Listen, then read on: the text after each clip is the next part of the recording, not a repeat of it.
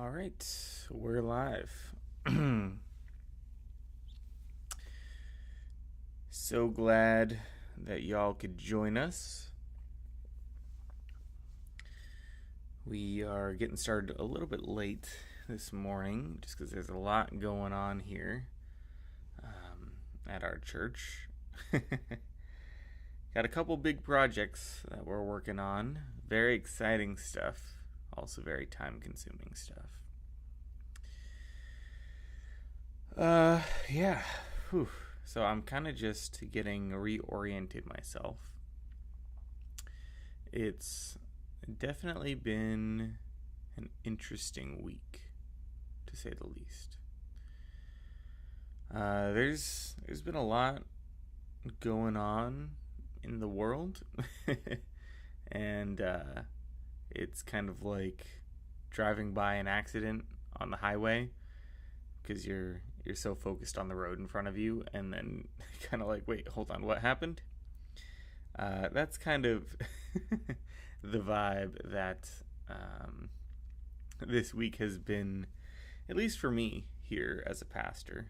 If this is your first time tuning in, my name is Matt, and I'm a pastor here local to Fremont, California, in the United States. And I hop on stream every Wednesday just to have a little open conversation. And so if there is a topic that y'all are interested in talking about, then I would love to talk about it. When it comes to faith, religion, being a pastor, there's obviously a lot of stuff going on in the news these days, or in this last week, about faith and politics, especially when it comes to Charlie Kirk. But let's see, we have Bonnie Martinez. Hey, how's it going?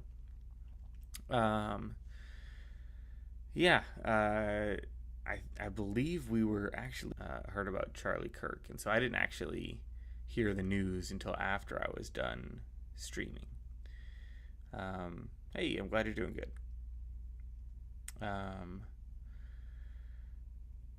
I was not a big fan of Charlie Kirk, but it's very sad that he died. There's even a guy named Dean Withers, I believe is his name, who is on the opposing political spectrum as Kirk. And I thought it was actually very moving that he cried for Kirk and for his family and for the tragedy, because I think that really perfectly encapsulates how we should be responding to tragedy that happens to people who disagree with us. Do I stream every day? No, I don't stream every day. We stream Sundays and Wednesdays. And so Sundays looks like a little bit more of a traditional church gathering, plus a little bit of time where we're talking kind of like this. And then Wednesdays is obviously just more talking head sort of stuff. Yeah, and so even though I didn't agree with Kirk on a lot of things, it's definitely a tragedy that he was killed. And I think we talked on Sunday about not getting sucked into the rabbit hole of social media. And I think we also just maybe need to learn not just like social media etiquette, but just like maybe a little bit of social etiquette. I think maybe we've taken a hit when it comes to how we act socially because of the pandemic. Do I play games and stuff? Sometimes, not recently on these streams, but we have some fun stuff coming that will be more fun. We did a hot sauce challenge a while back, and that was fun. And we have done some themed Halloween things, and we've done we did a little mini game show going through different pop culture dragons because we were talking about the Book of Revelation. So every so often we'll throw something fun in there. And this is more just conversational. Which games do I like? That's a good question. Recently, just off the top of my head, about once a year or so, I'll go back to Skyrim because it's just a nostalgia game for me. My wife and I both like to play Animal Crossing. I have recently been on another nostalgia kick from my childhood, going through Lego Star Wars when I have the time. A buddy of mine and I were playing through that and trying to reach 100% and kind of reach that childhood goal. A lot of nostalgic kind of chill games recently. I wonder if that has to do with just how crazy life is, and how crazy the world is these days, that I'm like, yeah, maybe I just want to chill in my video game time. Favorite game is Cyberpunk. I've heard it's good. I've heard it's great. There's a lot of games in that category that if I wasn't married and didn't have a kid and wasn't working as much as I am, then I would probably be playing a lot of those games. Just because I find myself easily sucked into that realm of stuff. But yeah, no, I've heard good things about Cyberpunk. I just have not had the time in recent years, unfortunately. For a long time, I was on a Super Smash Bros. Kick, and have set that down for the time being, again, just because life got crazy. Where am I from? I'm from Fremont in California, in the United States. We are a local church here, just trying to do some good and have open and honest conversation on the internet, which I don't think a lot of pastors are doing these days. And that is unfortunate, because I feel like the online space is a really great space to have community. So, such a nice place. Yeah, no, I like it. The weather is pretty temperate. You're from USVA, I believe that's Virginia.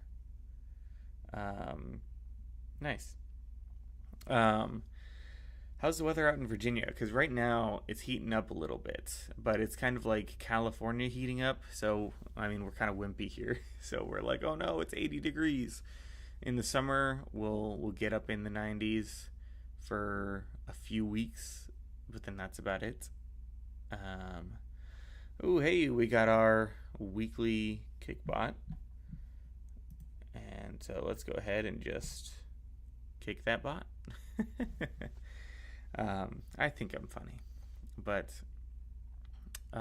yeah, things are heating up. We had a false fall is what we call it. I don't know how many other places get that, but essentially it was hot and then things started cooling down, and then now things are heating back up again. We had a nice week there, I think, where temperatures were dropping. It was overcast, it was rainy, and I was getting excited for the spooky vibes of Halloween. I have some really good suggestions for your channel. Would you like to see them? Sure. Yeah, shoot away. My wife and I even we happened to be moving things into storage, and so then when my wife was dropping things off, she saw our Halloween decorations and brought them back. And so usually we wait until October for Halloween decorations, but since we were there already, we said, hey, why don't we be September people this time around? So we our entryway, at the very least, hasn't spread to the whole house, but our entryway is now Halloweenified. We have some cool little paintings. It was really cool. We actually went to a thrift store last year and picked up just like an old kind of hotel art sort of painting, just very basic landscape with a tree and a house. And my wife is very artistic, and she painted all the leaves to be more autumn sort of vibed, painted little ghosts in there, and made it a little more Halloween. And so it was really cool. It was a fun project. But am I on Discord or Insta? Yes, I am on both. You can scan this QR code to join our Discord server, and I'll be able to connect with you there. Yeah, so we're decorated for Halloween a little bit early this year, and so that's fun. And I don't mind being early on that. Halloween is probably my favorite holiday, I would say, just because I love community, and I don't think I'm an extrovert by any means, really. I don't really get social energy from like being in the spotlight, but I'm also not super introverted. I was classified as an introvert for a long time, but there was a new term that came out. I'm gonna look it up. New term for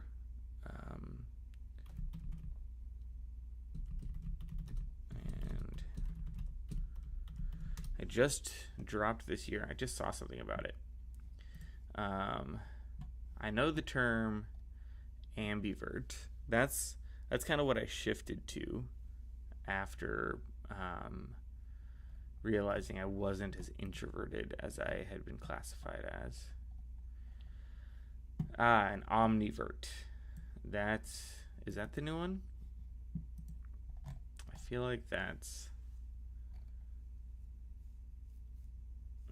could be right.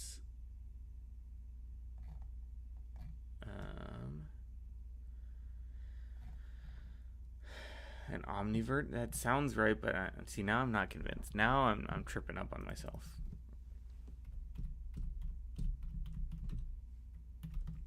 It's essentially someone who likes to be around people but doesn't feel the need to be in the spotlight. And I think that's what I might be.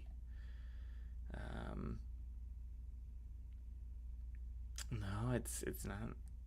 According to Google, it's not it either.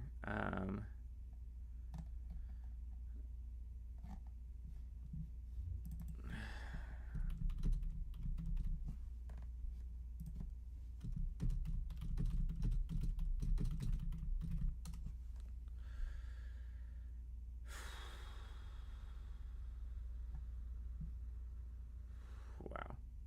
I can't find it now.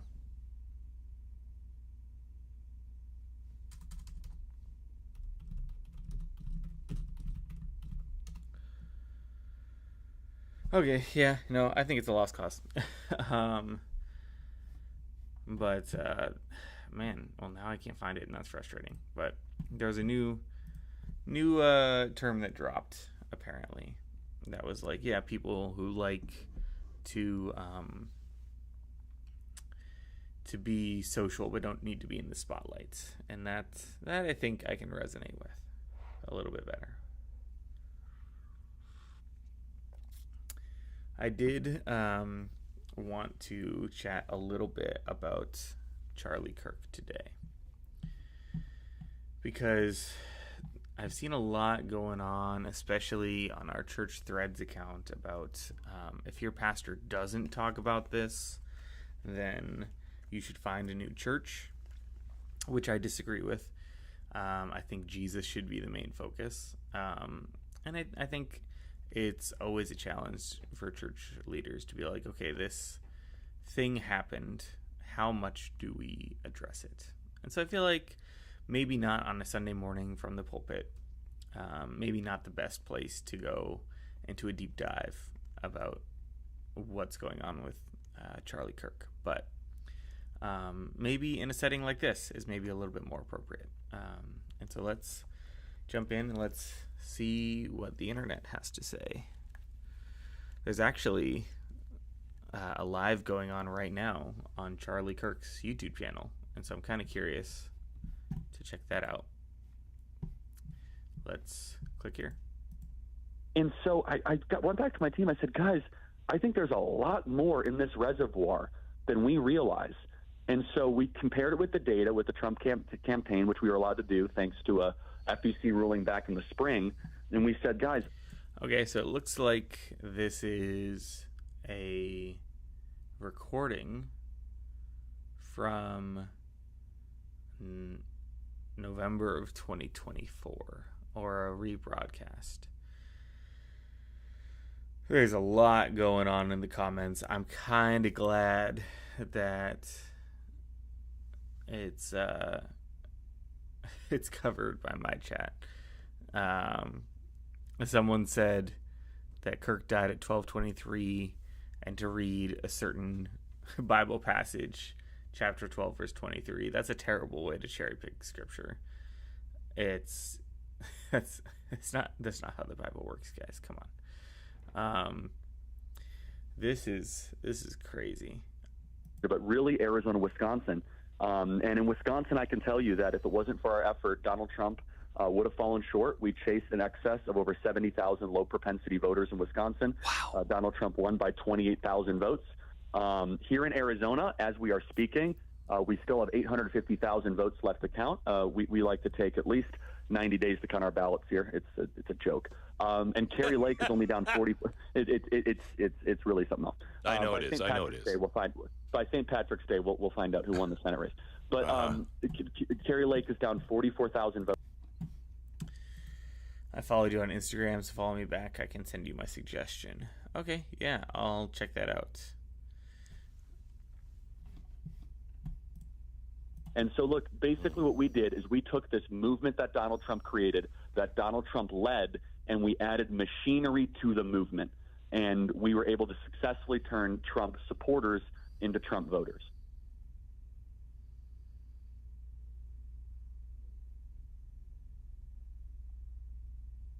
We have to decide what laws to make. We have to say something. And I think the laws should be dependent on what? How we can most benefit the people already existing in our society. But okay, but don't people in the womb exist? That's you could argue that for so long. I don't think it's really useful when we're talking useful. about. Are you glad you weren't aborted? Are you glad you weren't aborted? I'm not. I mean, if it was something that if aborting me would have benefited my mother far more than having me would have, then I wouldn't be necessarily angry about it. You know, like, it's not. See, I'm glad your mom did not abort you because I think life is beautiful. And I want to give that gift to as many people as possible. Yeah, but you're also, in the same turn, taking that gift away from women. If a woman has a medical need and her life is in danger, I've already granted. Let's say baby. Abortion is legal for medical circumstances. 1.4 million. But then when we get rid of abortion for those exceptions, right, we need to think about how it is applied in the actual. Abortion is the #1 form of birth control in the country right now. Over 1.4 million abortions every single year for non-rape, non-incest, non-life of the mother. It's really the #1 form of birth control in this. This is kind of an interesting commemorance stream. The Charlie Kirk program. My name is Glenn Beck. It has been a true honor to fill in for Charlie today, and we're going to be kind of hanging around for a few days until Sunday. But I'm going to guess that was his chair. The feeling here is godly, very godly. Tyler Boyer's with us. He is the COO of Turning Point Action. We just played a clip of Charlie and I talking right after the election last time. And I've talked to people who said what you guys have planned for the midterms and even looking forward to 2028. Yeah, chat seems to say that that's his chair. So that's unfortunate. I can see how that would be impactful. Lots of divisiveness in the chat. This is kind of wild.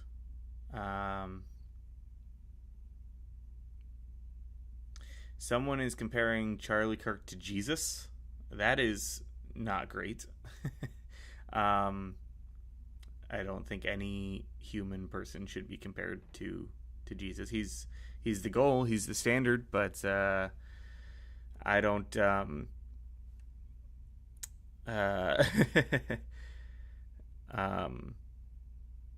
I don't think that's right.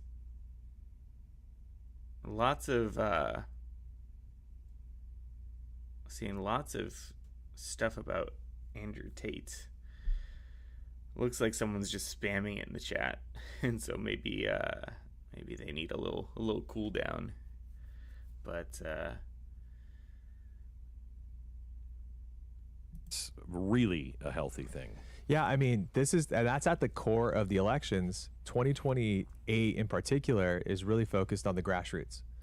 Our number one culture point that we have at Turning Point USA and Turning Point Action is what we call grassroots humility. If you focus on the grassroots, then you get candidates that the grassroots wants to work for, and then therefore it kind of builds the program for you. And that's really the beauty of Turning Point, and where we felt like we had to step up, really coming out of the 2022 election when we realized that.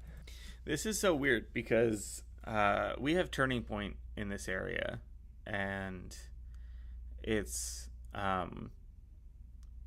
at least marketed as an organization to help people come to know Jesus.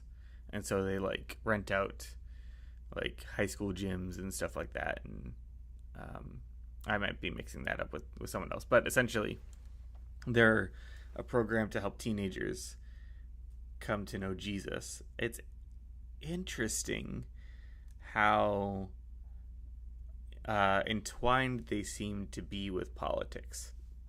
Like they're directly talking about the 2028 election, and I'm not 100% sure. Maybe I don't know Turning Point well enough, but I feel like that's not what they claim to be.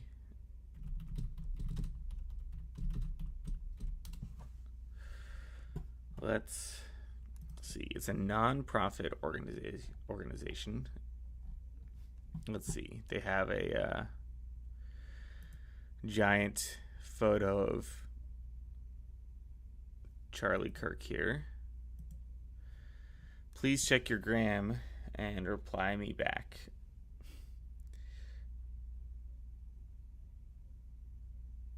Interesting.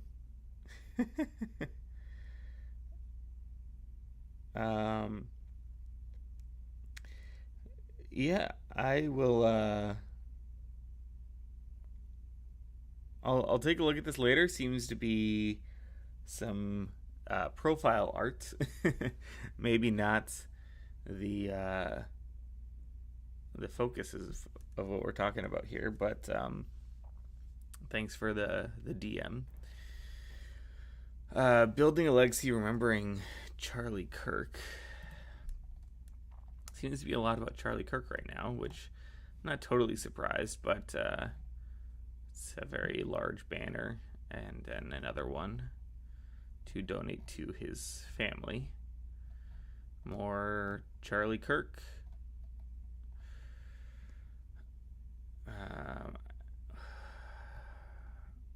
Okay. Okay. Interesting. Government, markets, and free. I thought that Turning Point was more about Jesus than it is. Interesting.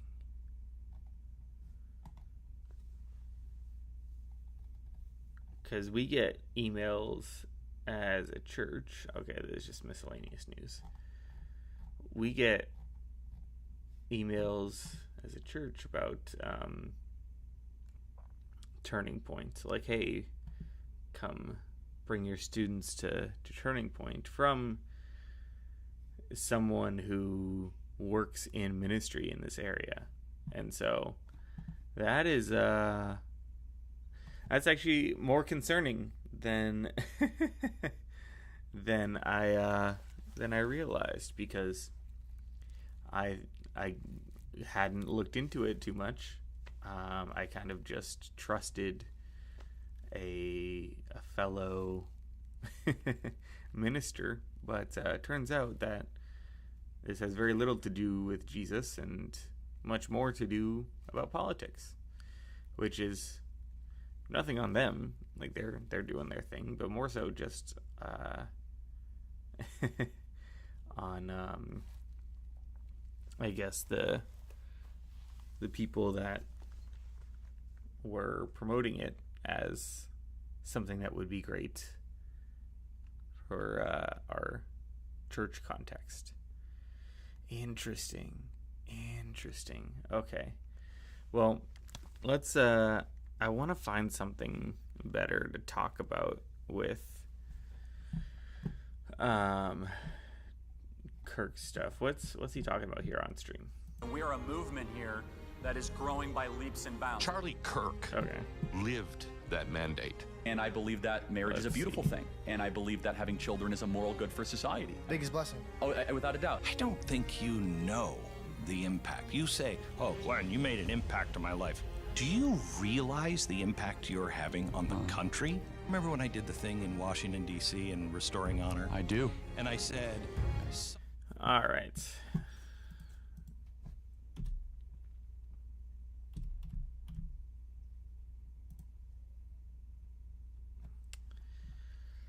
Let's see.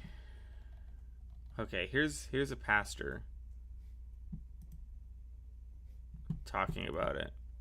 From someone who often worshiped with him, Kirk was open about his faith and hosted high-profile political rallies at the same church he sometimes attended in Phoenix. Gabriella Bachara attended a service at Dream City Church last night and shows us how they are remembering Kirk.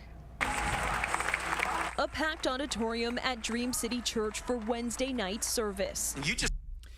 Okay, see, look at that. Turning points. Maybe that's the name of the sermon or whatever, but this is a little odd. Again, it seems like there's a weird mix of politics and religion that comes with certain demographics, and it's concerning because when we mix those things together, then I feel like we risk watering down what Jesus calls us to do because we're intertwining it with something else.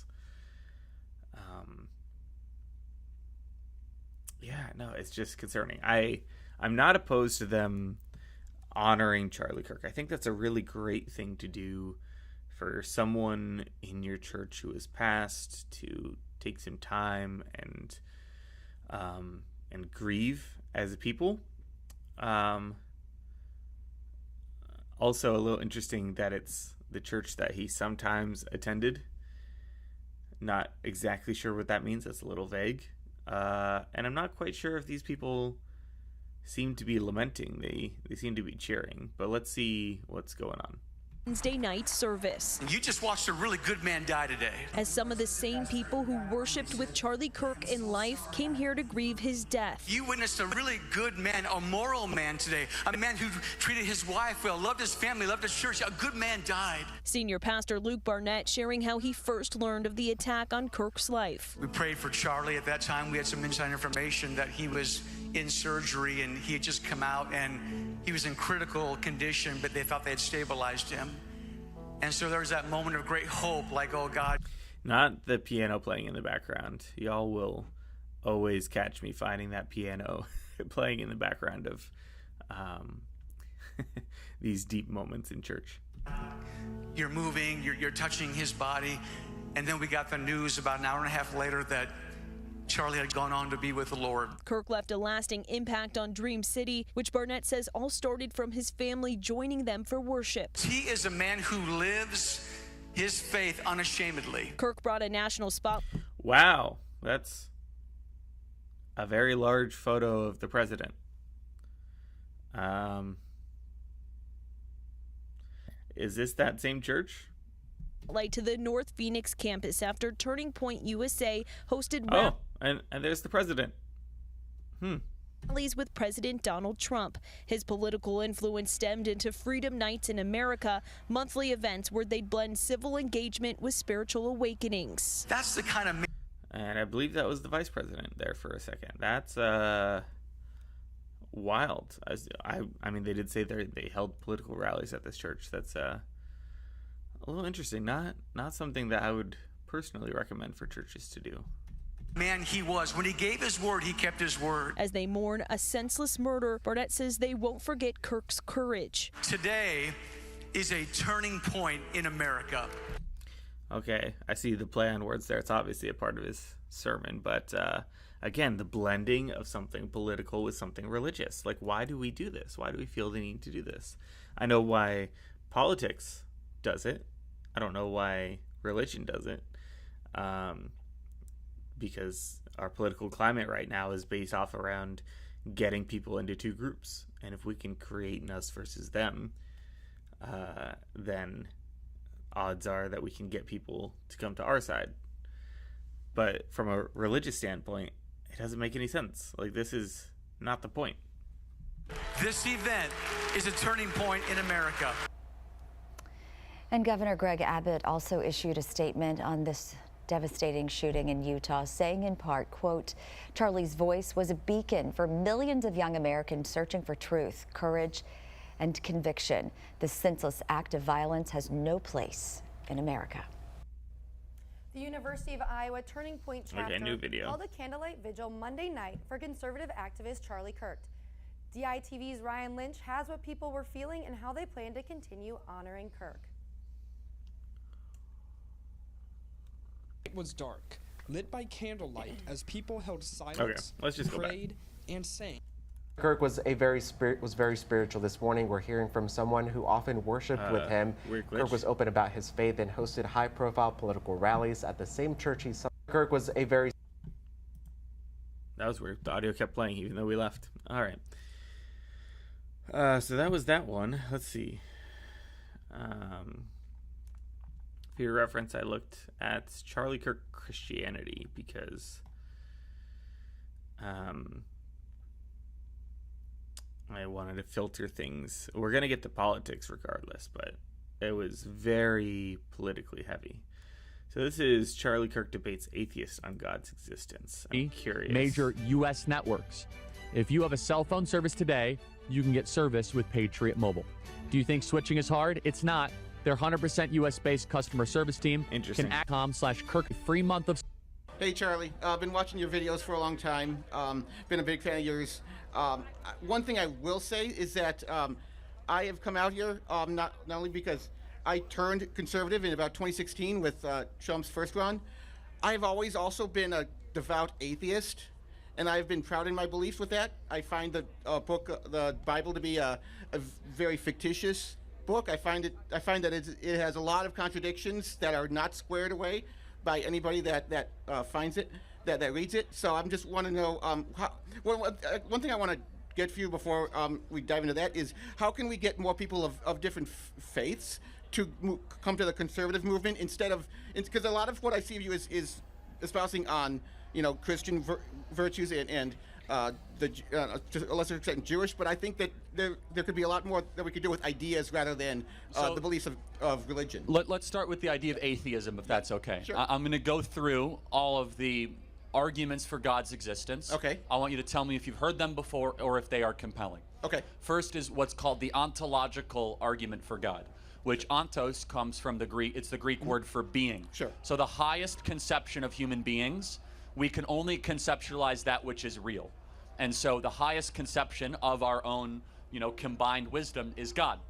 I think this is the weakest argument for God, to be perfectly honest. Right, I'll agree with you there, yeah. Yeah, but it is a proof that on an ontological view of God.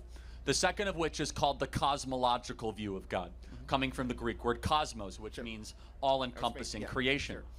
If you look around with creation, there are 15 fine-tuned measurements that if anyone went off by a micron, our entire existence would not exist. The tilt of the earth, our proximity to the sun, our configuration of oxygen to carbon dioxide. In fact, we can look at the probability of our existence. It's 1 in multiple trillions that all of this would come together at an exact time, let alone consciousness, let alone human beings, let alone our DNA. Sure, I want to counter that with the fact that there are millions upon millions of galaxies with millions upon millions of their own stars, with millions and millions of their own planets. If we didn't, I don't think that if this Earth was not in this exact space as it exists now, I think that is also not compelling, because we would have found existence on in another location in the universe if it was not just in this space. I don't have enough faith to believe that, but let me continue onwards. Then there is what's called the teleological. That one is interesting. I can't speak to it from a scientific perspective, but yeah, like there's a lot of factors that have to come together for life to exist, and so at least based off of my scientific understanding, and I would say the average person's scientific understanding, being an average person scientifically, I think it would make sense if it was intentional rather than accidental, but that's me. Argument for God. That comes from the Greek word telos, which means, we get the word telescope. It means goal, destination, or purpose. This here goes to an argument that for every cause, for every effect, there must be a cause. So, for example, we can agree that space, time, and matter exist. We agree. Yes. Therefore, definitionally, something that is outside of space, time, and matter must have made space, time, and matter exist. Not necessarily. We can. There well, then it's against the laws of reason. Not because that one does get a little bit tricky, because then you could easily flip it around and be like, okay, well then, what is the cause of God? If God exists, then there must be a cause for God. And so, that one, I see what he's saying. I feel like the prior argument is a little bit stronger. Because there could always be a universe that existed before our Big Bang. It's not. We could have existed with space, but no matter, in a very tiny point. That's what basically the Big Bang was. So I don't see how that disproves atheism. And it's more. Atheism is more of a, I don't believe God exists. Why is this compelling? Well, I'm going to go through two more proofs. Okay. Yeah, he is kind of not addressing the guy's question, which is maybe what bugs me about Christian discussion sometimes, not particularly for Charlie Kirk, but just in general. Like, I don't think there is any way that we can debate people into heaven. He's going down these proofs of why God exists. When the guy's question, number one, was primarily about politics, but then number two was essentially just saying, why are you a Christian? Because I'm an atheist, but I hear you talk about this stuff. Can you explain to me why your faith is compelling to you? And I don't feel like he's answering in a very logical way, when really I feel like the more effective thing to do is to just simply share his story. Like, how did you come to know Jesus? Why do you believe in Jesus? How has your life changed since knowing Jesus? And so there's a very different way to go about this, where you're simply sharing your story rather than trying to debate people into believing, if that makes sense. And I think that's a little challenging. That's, I think, part of this discourse that I've been seeing in the online space in regards to Charlie Kirk and his passing has been essentially either Charlie Kirk is a hero and he can do no wrong, and or Charlie Kirk is a fascist and he's the most evil human being on the planet Earth. Those are the two views that I've heard predominantly. Very few people, I think, talking about the in-between of like, yeah, maybe the truth is somewhere in the middle. And so I want to dive a little more into this topic because I've been thinking about it a lot in the last week. And I've been trying to figure out why this discourse is bothering me. Because something just doesn't feel right about it, other than the obvious of like people going to two different extremes on the situation. But really, I feel like the way that we are allowing ourselves as Christians to be polarized by media does a disservice to the God that we believe in, because Jesus largely stayed out of politics. And he wasn't in the business of really convincing anyone. He did what he did, and then he let that speak for itself. And often told people, don't go and share about this. But then in other situations told his disciples to go out and tell people about it. And it's not to say, like, go make sure everyone believes, but go and present them with what has happened with your testimony. You saw it, just go tell people about it. And if they don't listen, that's okay. Like, keep moving forward. Like, when Jesus sends out 70 disciples, he says, like, if there's no one who welcomes you there, that's fine. Then just keep going. You don't need to be there. You don't need to stay there. Like, go wherever people want to hear about this. And so when it comes to this guy in the video, I think he has a fair question of essentially, what makes you a Christian? I'm an atheist. I don't believe in that, but I hear you talk about it. Can you tell me more? And I don't know if debating is the right way to go about it. And it's the same thing with just the different perspectives on who Charlie Kirk was. Because if we're being honest, we, looking at the facts, know that Charlie Kirk was a Republican, and we know that he claimed to follow Jesus. Now, between those two things, I think they're again very intertwined, which makes things very difficult to unravel. And it's one of the hardest things that I think we have to do as pastors in the 21st century, outside of pushing back against the prevailing perspective on what a pastor is, or what churches do and things like that. It's this untangling of church and politics, because it gets so complicated. And like I said earlier, I think we can risk losing a little bit of Jesus in that. But just focusing on this Christian piece, if we know that Charlie Kirk professed to be a Christian, right? And if we can assume, right, that he believed in the things that he was saying, and he believed that he was following Jesus well. Not saying what we think about what he did, but if he believed that he was following Jesus well, then really, when it comes down to it, after the tragedy of his passing,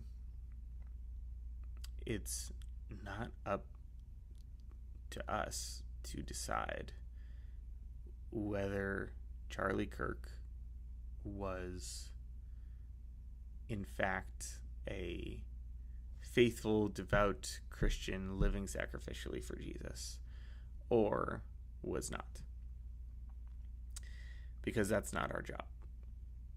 And so we can take a look at someone who professes to know Jesus,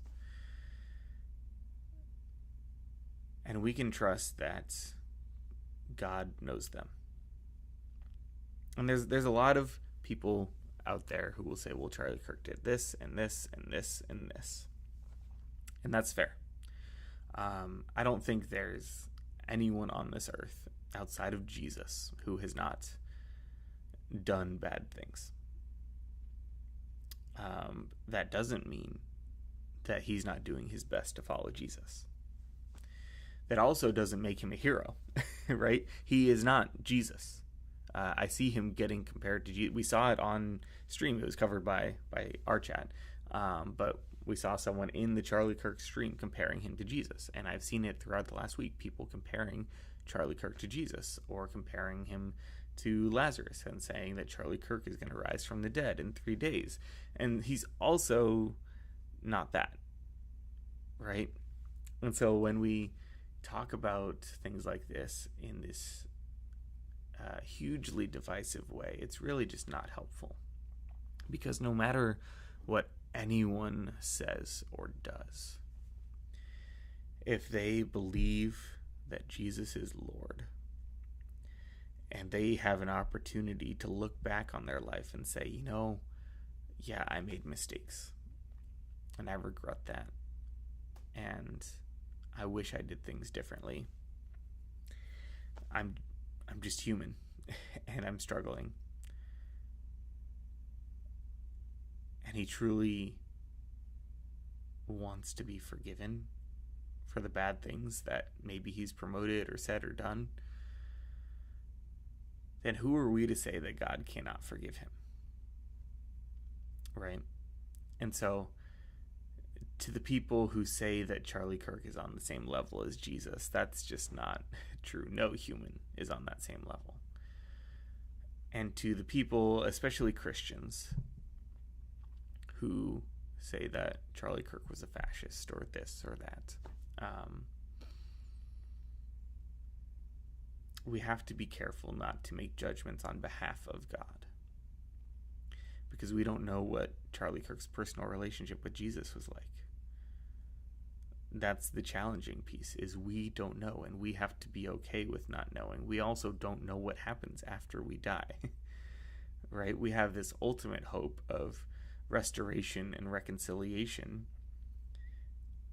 And if that's possible for me, then it's possible for Charlie Kirk. It's possible for the guy who's asking questions, who claims to be an atheist. It's possible for anyone. And so, really, it's not about who Charlie Kirk is or what he's said or what he's done, because there's a lot of middle ground between this hero that some claim he is and this fascist that others claim that he is. There's a lot in between, right? And so really, all that we can say definitively is whether or not we are willing to forgive. Because God obviously is. If that is genuinely what was in Charlie's heart,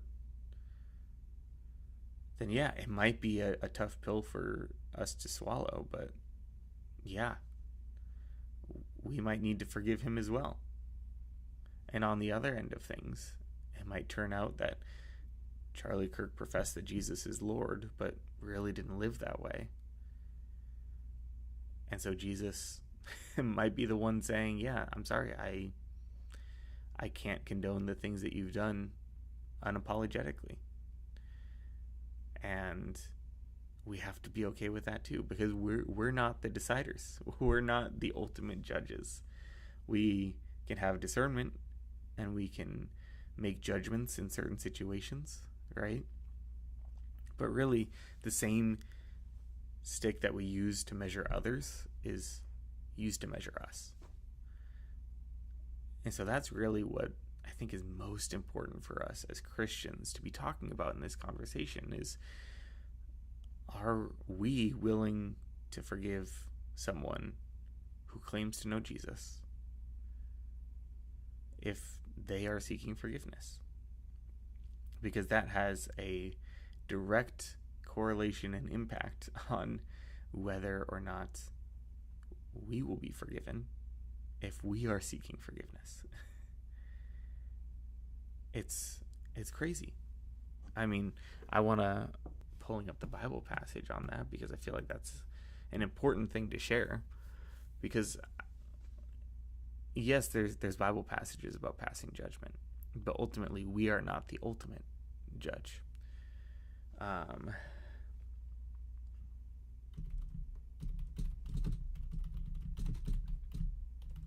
So I want to find that that exact passage.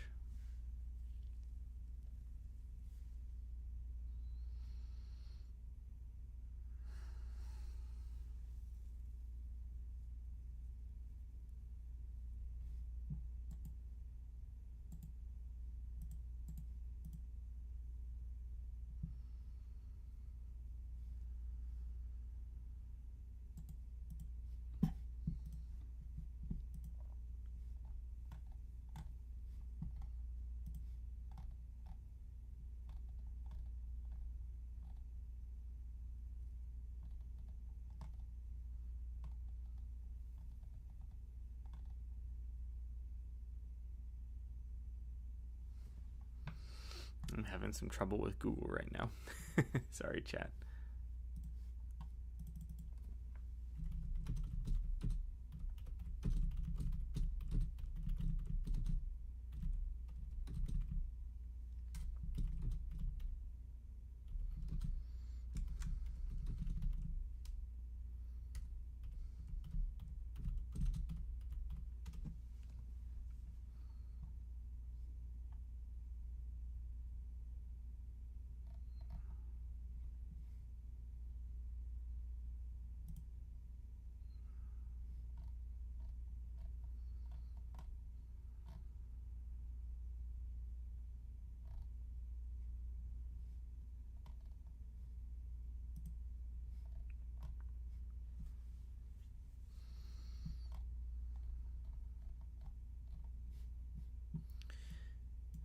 Well, here's one. It is from Matthew 6. This comes after the Lord's Prayer. Verse 14. If you forgive other people when they sin against you, your heavenly Father will also forgive you. But if you do not forgive others their sins, your Father will not forgive your sins. It's very powerful stuff. Very short, very sweet. I'm not usually a fan of taking short snippets of the Bible out of context, but I think that one is succinct and accurate. Let's see. I want to see if there's another one, because I feel like that wasn't the one that I wanted to land on, but let's see.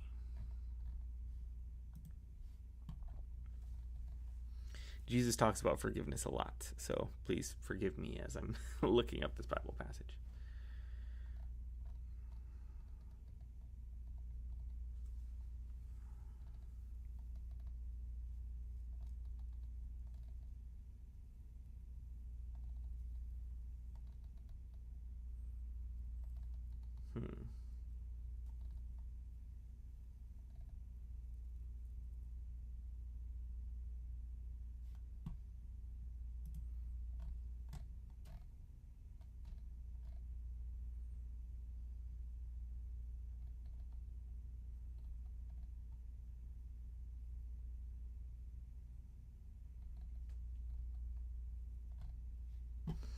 There's so many. There's literally so many.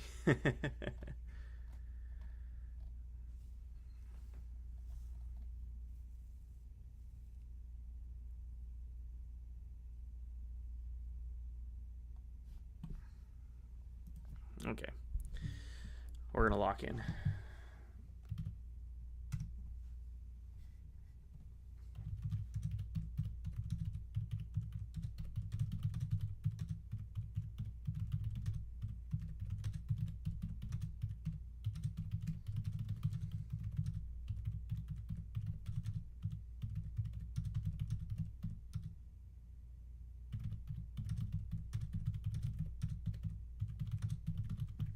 Oh, I think I just remembered it as I'm looking it up.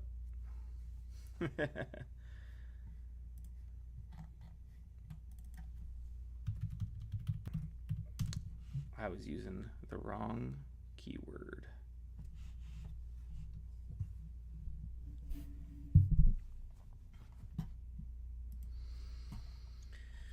I was looking at forgiveness, but I was actually looking for judgment.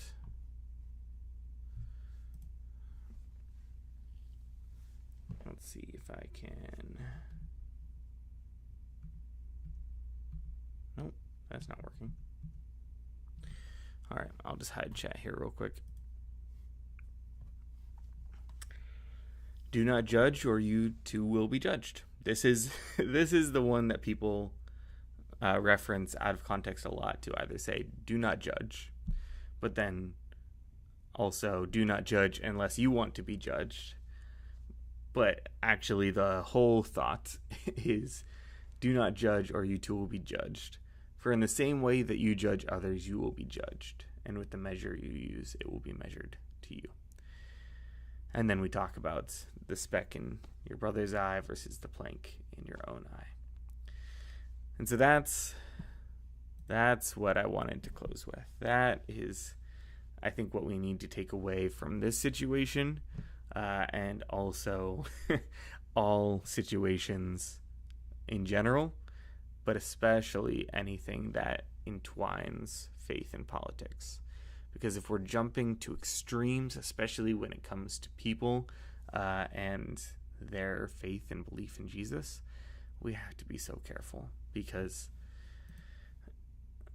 the way that we harshly criticize others, it'll just come back as harsh criticism for the things that we've done. So I hope that this was a little bit helpful, diving a little bit deeper in maybe how we should have some of these conversations, and really just taking a breath and understanding that, like, a man has died, regardless of the fact that he was Republican or that he was Christian, whether you believe that he was a hero or a fascist. We need to put things into perspective and understand a person has died, and that is a tragedy, and that should not happen. People should not be taken before their time, especially at the hands of someone else. So let's just have a little bit of peace, a little bit of grace for people who disagree with us. And no matter if we agree or disagree, let's be praying for his family and for the families of the many people who aren't getting the same news coverage as he is, because there have been many tragedies, and there continue to be tragedies that don't get the same publicity. So I think that's going to be our stream for today. It was a little shorter, a little more heavy, maybe, but I think nonetheless an important conversation to have. So thank you for joining us. I hope to see you guys on Sunday, and we'll